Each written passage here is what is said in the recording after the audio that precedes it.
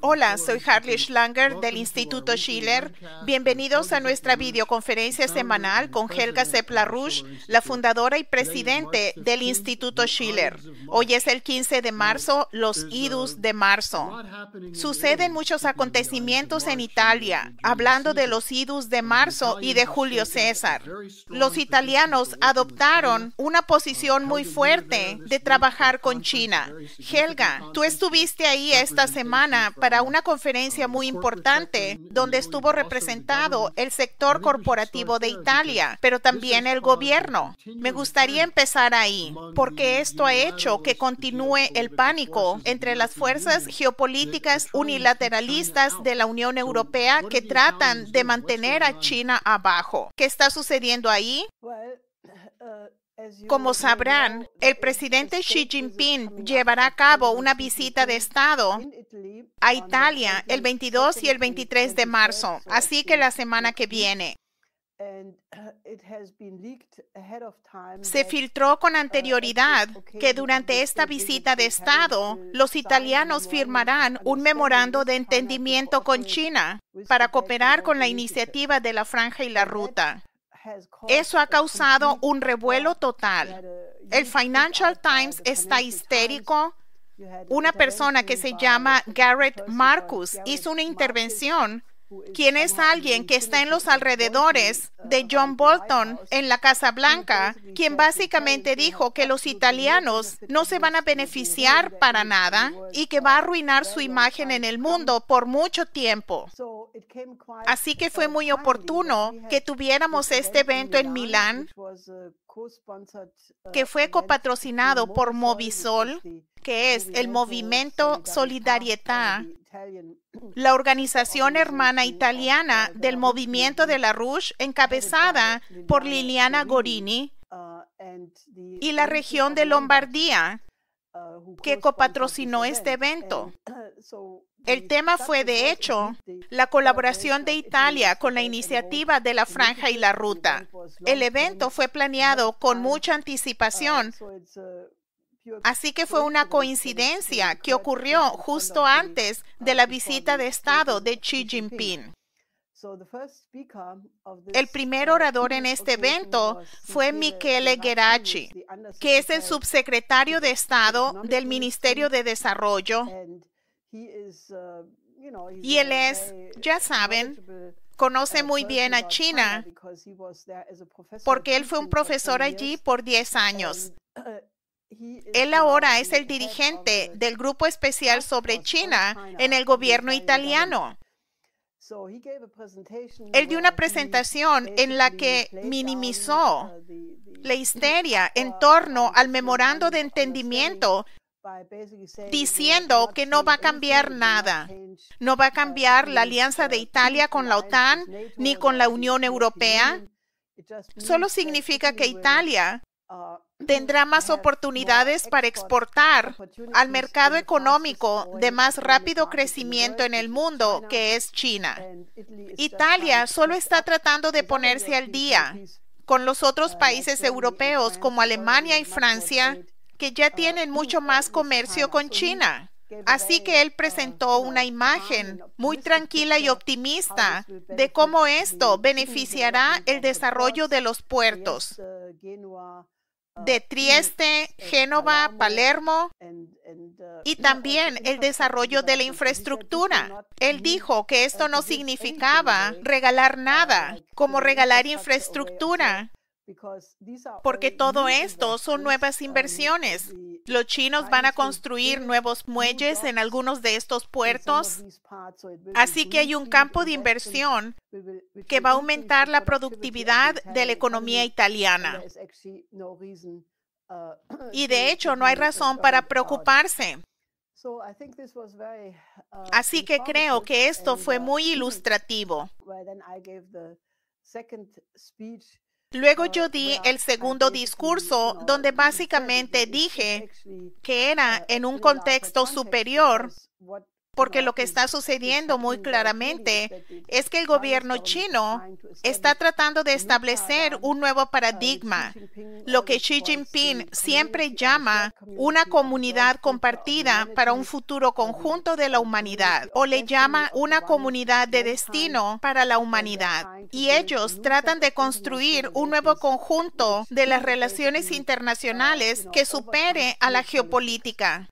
Yo mencioné el hecho de que en la historia han habido 16 casos donde una potencia secundaria emerge y supera al que hasta ese momento era la potencia dominante, y que en 12 casos esto llevó a la guerra, y que en 4 casos solo significó que la potencia secundaria tomaba el lugar de la potencia principal y la reemplazaba sin tener una guerra.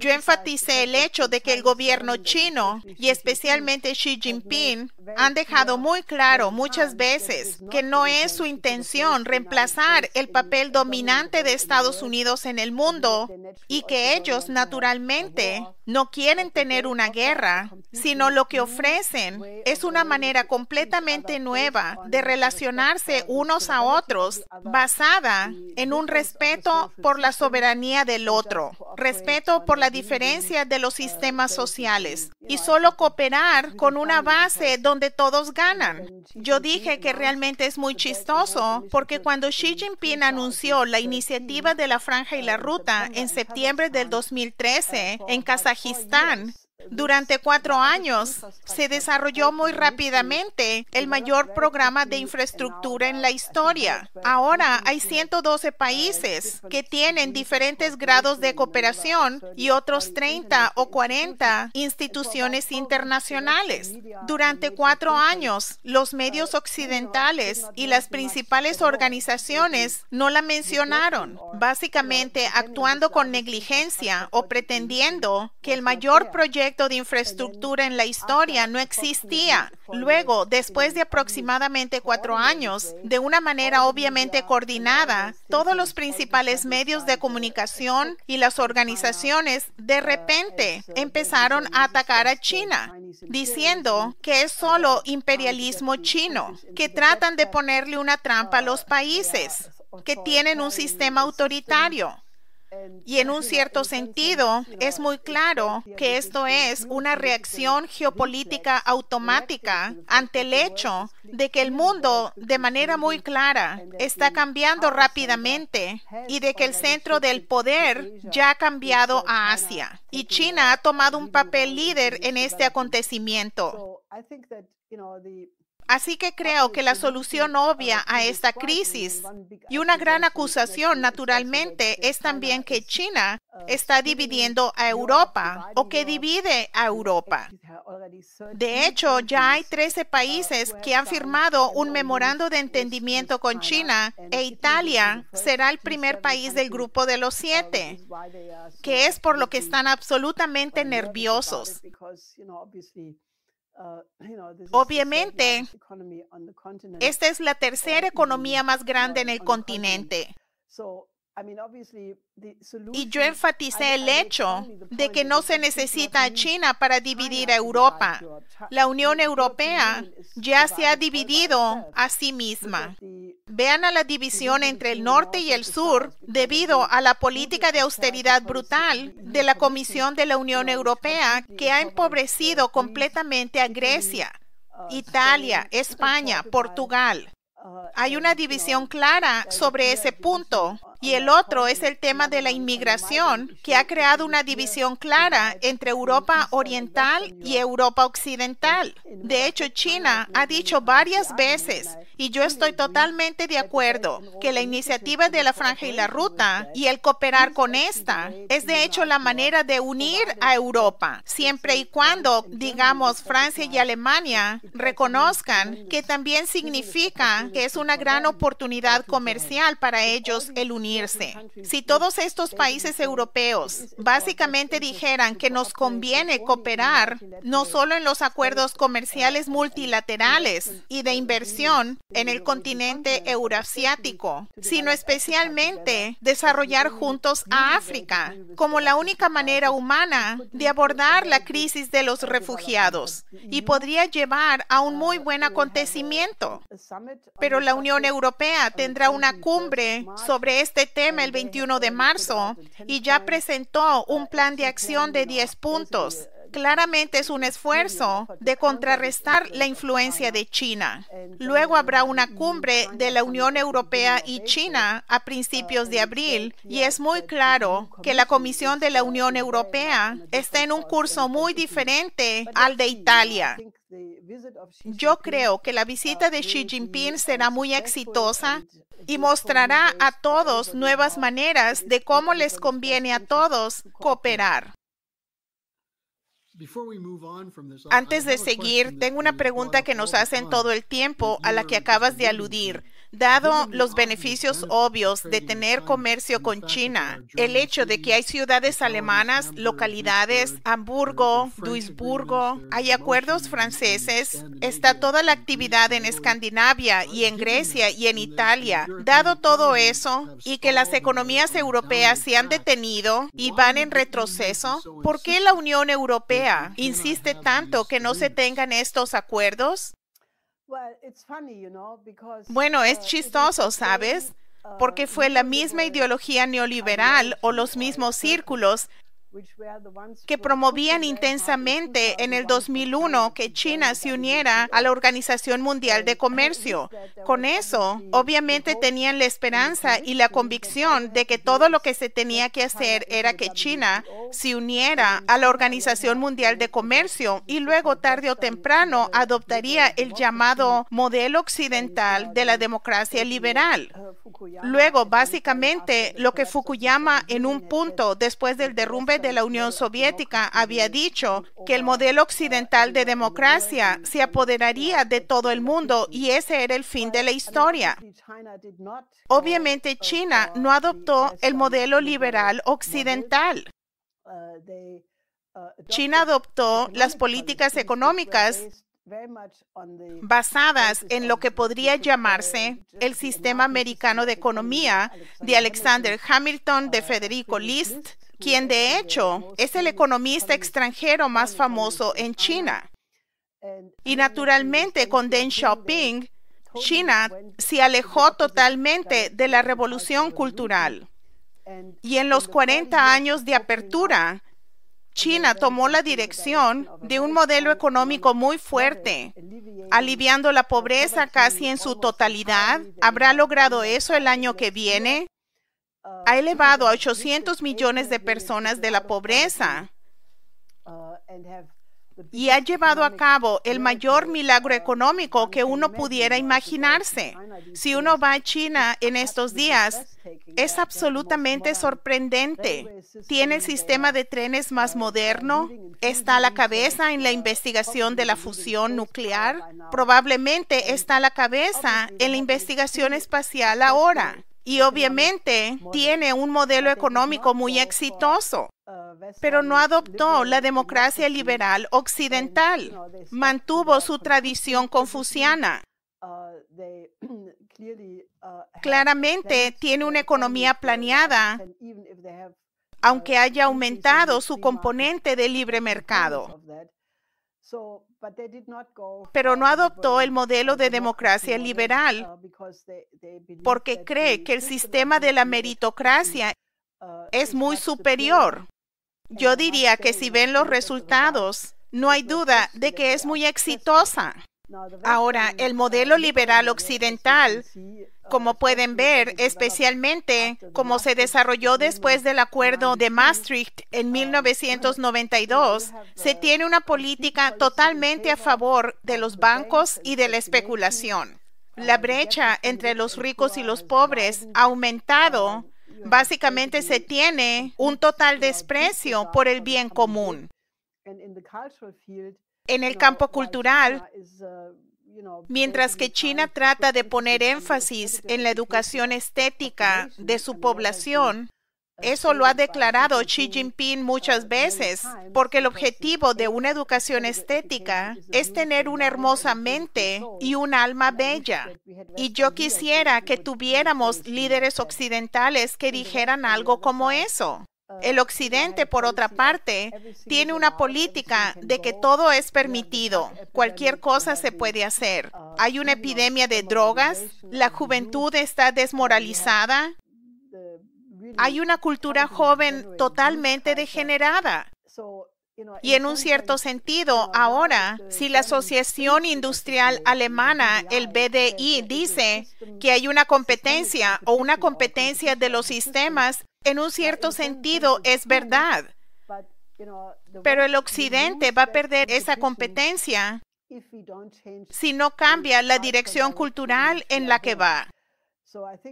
Así que yo creo que la oposición de los círculos como el de la Unión Europea es porque no quiere reflexionar sobre el hecho de que son sus propias políticas que causaron el Brexit, el que perdió la elección Hillary Clinton, el surgimiento del nuevo gobierno italiano,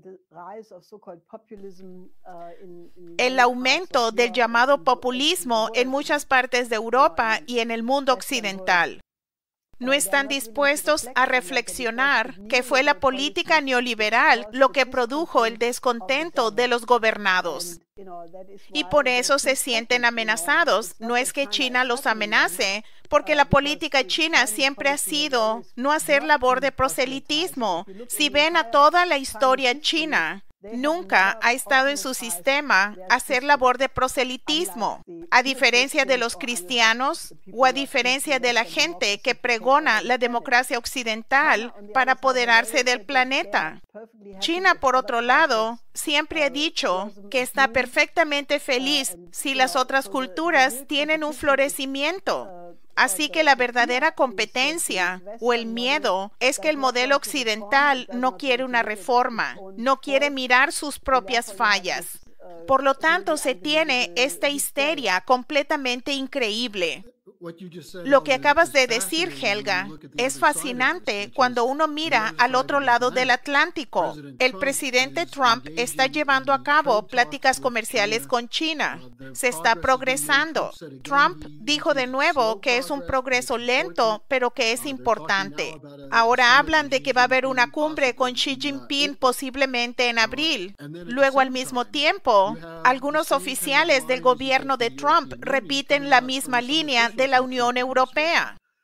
Pompeo, cuando él publicó el informe anual del Departamento de Estado sobre las violaciones de derechos humanos en China, puso un gran énfasis en que el sistema occidental es superior, que el modelo de libre comercio occidental permite la libertad, mientras que China es autoritaria.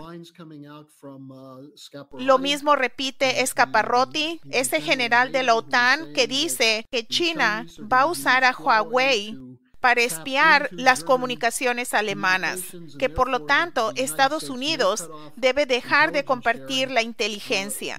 Esta realmente es una lucha entre la Unión Europea y algunos gobiernos de Europa, pero también es una lucha dentro del gobierno estadounidense. Bueno, yo creo que hay muchas señales en este momento, también con el hecho de que se acerca el 2020, de que hay un esfuerzo claro por parte de los elementos neoconservadores en el gobierno de Trump, de dominar a las políticas de Trump. Yo creo que Trump en este momento, a pesar del hecho de que en el fondo todavía quiere llevar a cabo lo que prometió, mejorar las relaciones con Rusia, resolver la guerra comercial con China, yo creo que en el caso de China, esperamos que podría funcionar, aunque yo creo que muchas de las otras cosas, como por ejemplo, en la cumbre de Hanoi entre Trump y Kim Jong-un, los norcoreanos acaban de hacer una declaración que tal vez ellos no continúen el proceso de desnuclearización en las pláticas con Estados Unidos, porque en esta cumbre de Hanoi Pompeo y Bolton crearon tal atmósfera de desconfianza que no era posible continuar y que Kim Jong-un pronto hará una declaración. Yo no sé si eso tendrá un impacto en las negociaciones comerciales, pero yo creo que hay claramente algunos neoconservadores que no quieren que el proceso de Corea del Norte tenga éxito. También es claro que Trump prometió en diciembre que disminuiría el presupuesto militar, pero el presupuesto militar ha aumentado. Es ahora de 720,000 millones. Incluye 500 millones para contrarrestar las intenciones maliciosas de Rusia en Europa. Incluye 33 millones para contrarrestar la supuesta expansión militar de Rusia y China, a lo que tanto el gobierno ruso y chino han reaccionado de manera muy crítica, diciendo que todo esto lleva a un enfrentamiento. Luego están los esfuerzos continuos de personas como Bolton, Pence, de tener un cambio de régimen en Venezuela. Trump también había dicho que él quería acabar con las políticas del gobierno anterior de guerra permanente. Pero aquí ellos básicamente han creado una situación donde Estados Unidos claramente está involucrado en un intento de cambio de régimen en Venezuela. Eso tal vez no funcione, porque el esfuerzo de darle legitimidad a Guaidó, acarreándolo a diferentes países de Latinoamérica, no funcionó. Ahora China ha ofrecido reconstruir la red eléctrica y el gobierno de Venezuela ahora le está pidiendo a las Naciones Unidas que investigue si el colapso de su red eléctrica fue un sabotaje. Esta situación de Venezuela podría estabilizarse si China reconstruye la red eléctrica. Realmente necesita abordarse inmediatamente, porque ha causado una crisis humanitaria increíble y una crisis de refugiados que ha hecho que vayan solamente a los países vecinos millones de refugiados. Solo en la ciudad de Lima, Perú, hay 1 millón de refugiados en las calles. Así que creo que los neoconservadores tratan de controlar a Trump. Yo creo que solo se puede ver de la misma manera esta persecución increíble contra Manafort y Roger Stone. Yo creo que hay una gran agitación en la comunidad legal porque en el caso de Manafort se le está tratando de juzgar 2 veces por la misma causa. Y todo esto está diseñado para crear una atmósfera de terror y básicamente controlar a Trump. Yo no sé si va a tener éxito, yo no lo creo. Él se ha zafado de esto con éxito en varias ocasiones en el pasado, pero necesita definitivamente que la población intervenga, especialmente de los partidarios de Trump, que deben entender el panorama general de lo que está sucediendo aquí. Otra área donde Trump no se ha rendido es en el llamado cambio climático causado por el hombre. Él va a crear una comisión presidencial sobre la seguridad climática, encabezada por el Dr. Harper de la Universidad de Princeton. Esto ha causado un gran alboroto entre la gente que promueve el fraudulento nuevo Pacto Verde. ¿Qué piensas de esto, Helga? Bueno, yo creo que esto es muy importante, porque obviamente lo que el presidente Trump quiere que suceda es que se haga una reevaluación objetiva de las bases científicas de si está tomando lugar un cambio climático, que se investigue si el hombre tiene un impacto en comparación con el desarrollo cíclico de nuestra galaxia, la Vía Láctea, y lo que sucede en el Sol. Así que esto obviamente es muy importante, porque esto ocurre en un momento cuando hay una campaña increíble para hacer que los niños se vuelvan locos. Han propuesto que Greta Thunberg reciba el Premio Nobel de la Paz. La están llevando a todos lados de la conferencia de la ONU en Polonia. a Davos, a manifestaciones. Hemos hablado con algunos de esos niños en las escuelas y no conocen la ciencia del cambio climático. Se les está manipulando con escenarios de horror. Muchos de ellos dicen, ¿por qué debo ir a la escuela y aprender algo si el mundo va a acabar en 12 años de todas maneras? Una niña, de hecho, dijo que ella iba a suicidarse en unos años porque el mundo iba a acabar en 12 años. Están abusando de los niños. Y el problema es que muchos de los niños no tienen la capacidad cognitiva intelectual que los niños de las generaciones previas tenían. Hay un estudio que acaban de publicar en Alemania que podríamos abordar a fondo en nuestros próximos programas, porque yo creo que es un estudio muy importante sobre cuál es el impacto de continuar usando por muchas horas al día los aparatos digitales, los smartphones, laptops, iPads, en las funciones neurológicas del cerebro. Tiene el efecto de que la gente no puede formarse un juicio, no puede tener un sentido histórico, no tiene un sentido de orientación. Si se instila tal miedo a la gente que piensa que el mundo va a acabar, yo creo que es uno de los mayores crímenes de la historia actual. Yo solo podría esperar que se formara tal comisión presidencial para estudiar toda esta cuestión del cambio climático de una manera objetiva. Yo sé que hay muchos científicos alrededor del mundo que no están de acuerdo con el panel intergubernamental sobre el cambio climático y espero que esto los lleve a volver a establecer un enfoque científico en todo este tema. Yo creo que para concluir, me gustaría abordar toda esta cuestión de cómo se libera a Estados Unidos y a la población del miedo de hablar de este tipo de temas. La semana pasada hablamos de la importancia de luchar por la exoneración de Lyndon LaRouche como una manera de hablar públicamente del tipo de tácticas e intenciones maliciosas de la gente que llevó a cabo la campaña en su contra, que son las mismas redes que están llevando a cabo la campaña en contra de Trump. Yo creo que es importante, dado los rumores sobre el informe de Mueller, los ataques de la Comisión del Congreso, el debate de si deben hacerle un juicio político o no. Algo que detiene todo eso es mirar a la campaña que se llevó a cabo en contra de tu esposo. La gente puede ir a nuestra página y firmar el llamado para exonerar a Lyndon LaRouche. Necesitamos una gran movilización en torno a esto. Helga, ¿quisieras decir algo sobre esto para concluir nuestro programa? Bueno, yo creo que esto se mira de manera diferente dependiendo de si estás dentro de Estados Unidos o fuera de Estados Unidos. En Estados Unidos hay una división completa entre la gente que odia a Trump y la gente que apoya a Trump.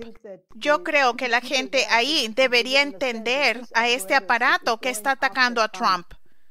Es muy revelador que Cheney acaba de reunirse con un grupo de republicanos, incluyendo a Pence, a puerta cerrada en Georgia. Y lo que se filtró es que él estaba atacando a Trump debido a su política sobre Siria, supuestamente debido a la OTAN, y de que Trump no escucha a la comunidad de inteligencia. De hecho, podrías decir que este fue un esfuerzo del Partido de la Guerra sobre qué hacer para corregir las políticas de Trump. Si ven a esto, es muy claro que las fuerzas que atacaron a mi esposo y a sus colegas en los 1980, este aparato de William Weld, que quiere ser candidato en contra de Trump, de Robert Mueller, de todo el llamado Estado Profundo, que de hecho está mucho más entrelazado con el Imperio Británico. Este aparato ahora mismo es el Partido de la Guerra. Estos son los círculos que quieren que haya un enfrentamiento entre Rusia y China. Si tuvieran éxito, yo creo que podríamos despedirnos de la paz mundial, porque todavía estamos en un periodo muy peligroso de enfrentamiento. Así que esta fue la mayor injusticia en la historia de Estados Unidos. Porque si miran a las hermosas ideas que generó mi esposo, y si visitan nuestra página, pueden ver algunas de las condolencias y conmemoraciones que mucha gente escribió alrededor del mundo, que aprecia el verdadero valor de sus ideas y de toda su obra. Y si contrastan eso con la explosión de odio en contra de estas ideas, les muestra cuán absolutamente importante es exonerar a mi esposo. Yo creo que lo mejor que pueden hacer para que Estados Unidos abandone el camino de enfrentamiento con Rusia y China, para en verdad hacer que Estados Unidos sea grande de nuevo, lo que sería permitir que Trump haga lo que sus impulsos le indican en términos de arreglar la economía estadounidense, pero especialmente adoptando el tipo de políticas que realmente remediarían la crisis financiera internacional y llevarían en la dirección de un nuevo paradigma. La mejor manera de lograr que esto suceda, y tal vez la única manera, es continuando la campaña para exonerar a mi esposo. Y yo les hago un llamado para hacer exactamente eso. Pueden obtener una copia de la petición para exonerar a LaRouche en la página del Instituto Schiller. Léanla, piensen al respecto y hablen con otros. Esta es la lucha para salvar a la nación. Helga, gracias por acompañarnos. Te damos la bienvenida de tu viaje a Italia. Vamos a tener otra semana interesante. De seguro, hasta la próxima semana.